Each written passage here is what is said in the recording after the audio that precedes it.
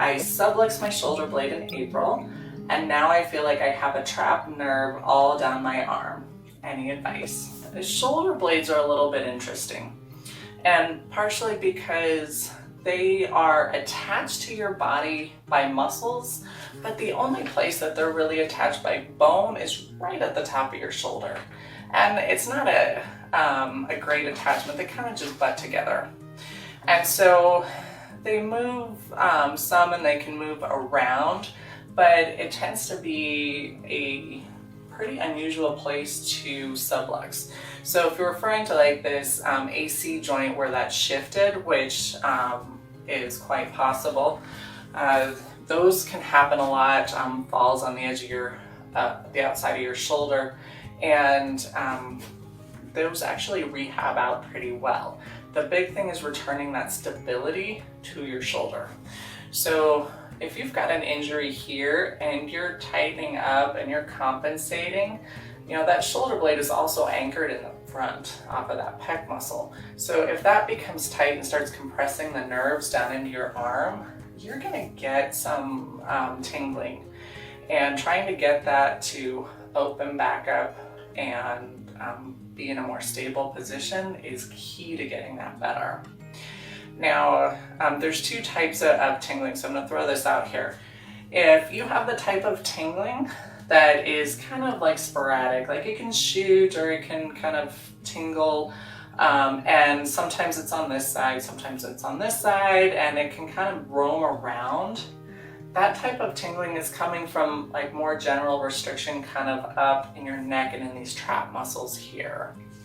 If you have the type that it's like, it is always these three fingers, or it is always my thumb, that one is a little bit different, and that tends to be a specific nerve itself that's being compressed.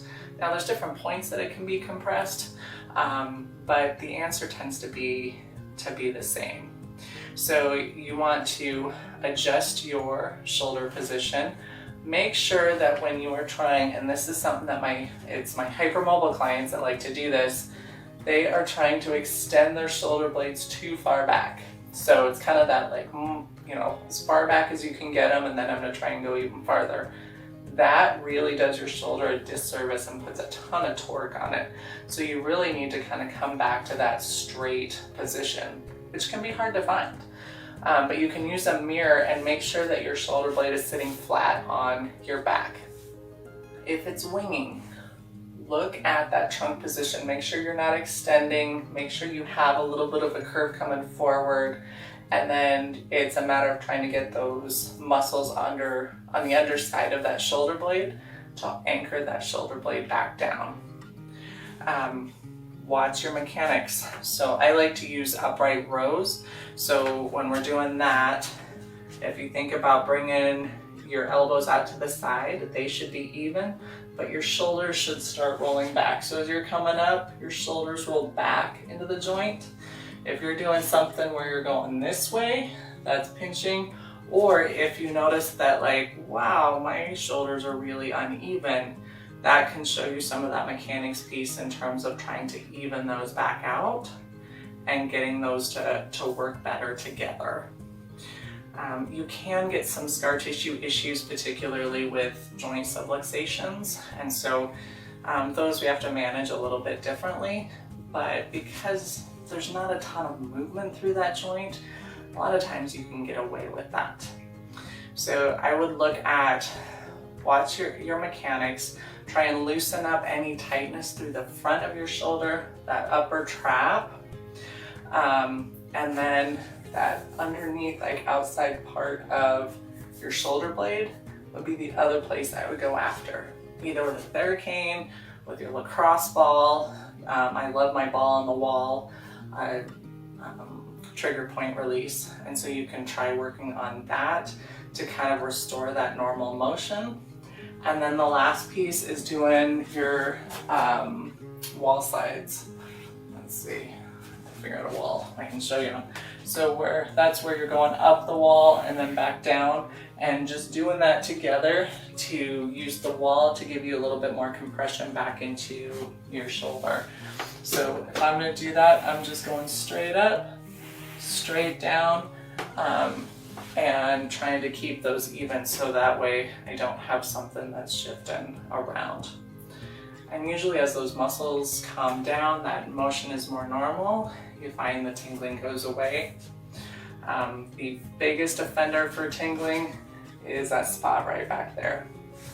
So making sure that you're keeping an eye on that is definitely going to be helpful. If an injury like that is less than 2 weeks old, please put ice on it. If it's been quite a while, then I would recommend heat, and particularly to the muscles. And I wanted to make sure I told you, avoid shoulder depression. After injuries like that, particularly with tingling, people have a tendency to try and like stretch them out. Nerves don't like to be stretched. So if you're starting to feel tightness, you actually want to shorten it up. Don't try and stretch. Everyone wants to go behind too. Just try and kind of ease that up, take the pressure off. Don't try and stretch it out. It tends to be nerve, not muscle. Even though it feels like a tight muscle, if you're hypermobile, it's likely not your problem. And then the other thing is, like, this is a relaxation position for that rotator cuff. And so if it's bothering you a lot, this is my other go-to. If you're getting a lot of pain, stick your hand right on top of your head and just let it rest there. You're not trying to do anything, go anywhere. You just want to let it relax, and you can do it in standing, sitting, lying down, but it takes the pressure off of that shoulder, and that tends to be extremely helpful.